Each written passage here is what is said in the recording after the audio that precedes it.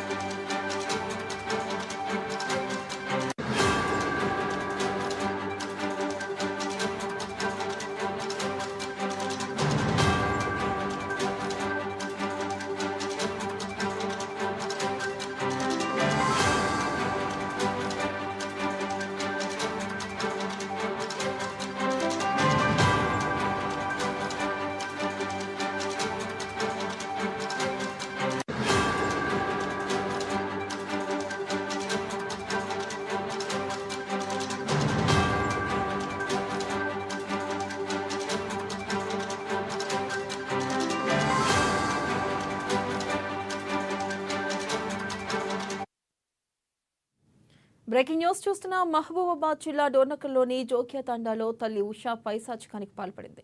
జోగ్యా తాండాలో ఈ నెల మొదట్లో జరిగిన ఈ ఘటన ఆలస్యంగా వెలుగులోకి వచ్చింది. దీనిపై మరింత సమాచారాన్ని మా ప్రతినిధి చంద్రశేఖర్ అందిస్తారు.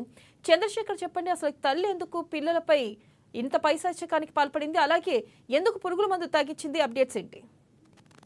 వెన్నెల, మనము 10వ తారీఖు నాడు ఏఎన్ఎన్ న్యూస్ ఛానల్లో మన ఛానల్లో కూడా ఈ వార్త ప్లే చేయడం జరిగింది.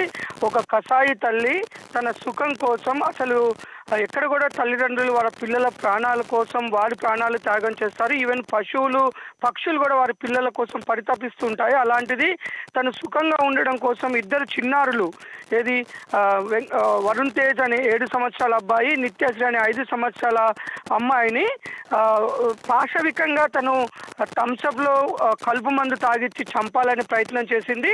వీటన్నిటికీ కూడా కారణం ఒకటే, తనకి ఒక పోలీస్ అధికారితో కూడా సంబంధాలు ఉన్నాయని చెప్పేసి అక్కడ గ్రామస్తులు అయితే ఆరోపిస్తున్నారు, బంధువులు చెప్తున్నారు. ఏదైతే 3 నెలల క్రితం తన భర్త ఉషా భర్త వెంకటేష్ చనిపోయాడు, అతను అనారోగ్య కారణంగా చనిపోయాడు. ఇప్పుడు అతని మృతి పైన కూడా అనుమానాలు కలుగుతున్నాయి. ఎందుకంటే ఇప్పుడు ఈ విధంగానే భర్తను కూడా చంపేసిన కారణంతో అది ఎవరికి అనుమానం రాలేదు కాబట్టి పిల్లల మీద కూడా అదే విధంగా చంపాలని ప్రయత్నం చేసినట్లుగా అయితే బంధువులు అయితే ఆరోపిస్తున్నారు. వీటన్నిటికి కూడా కారణం ఉషా అనే ఆ మహిళ యొక్క ఫోన్ డేటా మొత్తం విచారణ చేస్తే దీని వెనుక ఎవరెవరి పాత్ర ఉందని తెలిసే అవకాశం ఉందని చెప్తున్నారు. మనకు అక్కడ బంధువులు చెప్తున్నది ఏంటంటే, ఈ ఉషా అనే అమ్మాయికి గతంలో ఒక 50 సంవత్సరాల పైన ఉన్న ఒక పోలీస్ అధికారితో సంబంధాలు ఉన్నాయి. తన ప్రోద్బలంతోనే ఇటు భర్తని చంపేసినట్లుగా చెప్తున్నారు. ఆ తర్వాత భర్త చనిపోయిన తర్వాత తనకు ఒక హైదరాబాద్కు చెందిన ఒక సాఫ్ట్వేర్ ఎంప్లాయీ కూడా నువ్వు పెళ్లి చేసుకుంటాను, చాలా అందంగా ఉన్నావు కానీ నీకు పిల్లలు లేకుండా ఉండేటట్లయితే నేను పెళ్లి చేసుకుంటా అని అతను చెప్పడం జరిగింది. అలాగే ఈ మధ్య కాలంలో డోర్నకల్లో మిర్చి వ్యాపారం కోసం వచ్చిన ఒక వ్యాపారితో కూడా పరిచయం ఏర్పడింది.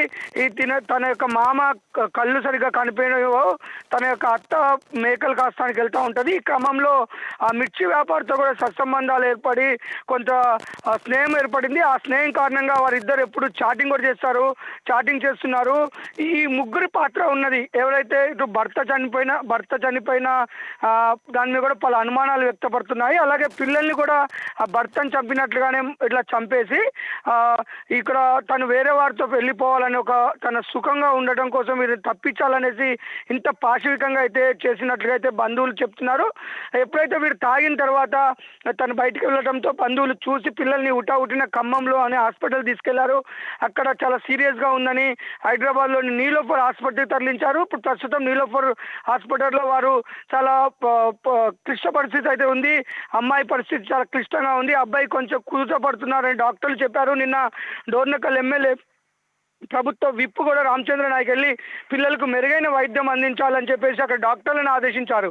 ఏదైతే మనం 10వ తారీఖు నాడు ఏఎన్ఎన్లో ఈ కథనం వెలువడిన వెంటనే ఇటు అధికార యంత్రాంగం మొత్తం కూడా అలర్ట్ అయింది. ఆ యొక్క పోలీస్ అధికారి పైన కూడా విచారణ జరుగుతుందని చెప్తున్నారు. అట్లాగే ఎవరైతే ఈ ఉష ఈ యొక్క డ్రామా బయటపడిందో తను కూడా క్రిమి సంహారక మందు తాగినట్లుగా హైదరాబాద్లో హాస్పిటల్లో జాయిన్ అయినట్టుగా ఒక డ్రామా సృష్టించింది. అధికారులు వెంటనే ఈ ఉషా యొక్క ఫోన్ డేటాను కలెక్ట్ చేసి ఆ ఫోన్ డేటాను పరిశీలించి ఇటు భర్త మరణం పైన ఇటు పిల్లలను చంపాలనుకున్న దానిపైన విచారించి అందుకు బాధ్యులైన ఈ ముగ్గురు ఎవరైతే ఉన్నారో ఆ ముగ్గురు పైన కూడా కఠిన చర్యలు తీసుకోవాలని బంధువులు అయితే కోరుతున్నారు. వెన్నెల అయితే చంద్రశేఖర్, ప్రస్తుతం పిల్లల పరిస్థితి ఎలా ఉంది? అమ్మాయి నిత్యశ్రీ అయితే కొంచెం క్లిష్టంగానే ఉందంటున్నారు డాక్టర్లు. ఇంకా ఏమీ చెప్పలేమంటున్నారు. ఎందుకంటే అది కలుపు మందు కొంచెం స్లోగా ఎఫెక్ట్ అవుతుందంట. కాబట్టి అబ్బాయి అయితే పర్లేదు, కోలుకుంటున్నాడు. అమ్మాయి మాత్రం చాలా క్లిష్టంగా ఉంది. మెరుగైన వైద్యం అయితే అందించాలని చెప్తున్నారు. అటు డోర్నకల్ ఎమ్మెల్యే ప్రభుత్వ విప్ కూడా నిన్న హాస్పిటల్కి వెళ్ళి వాళ్ళని చూసి అక్కడ ఇవ్వటం జరిగింది. వీరు చాలా కడు పేదవారు. ఎందుకంటే అటు తండ్రిని కోల్పోయిన చిన్నారులు, అమ్మ ఈ విధంగా ఉంది. వృద్ధాప్యంలో ఉన్న తాత నాయనమ్మ ఉన్నారు. నాయనమ్మ చిన్న మేకలు కాసుకుంటుంది. తాతకి కళ్ళు కనపడవు. కాబట్టి దాతలు కూడా ఎవరైనా సాయం చేసి ఓ మెరుగైన వైద్యం ప్రైవేటు ఆసుపత్రుల్లో వైద్యం అందే విషయంగా ఇటు డాక్టర్లు కానీ ఇటు అధికారులు కానీ ఇటు ప్రభుత్వం కానీ సాయం చేయాలంటే వాళ్ళు అర్థిస్తున్నారు. Vennela. Right Chandrashekhar, thank you.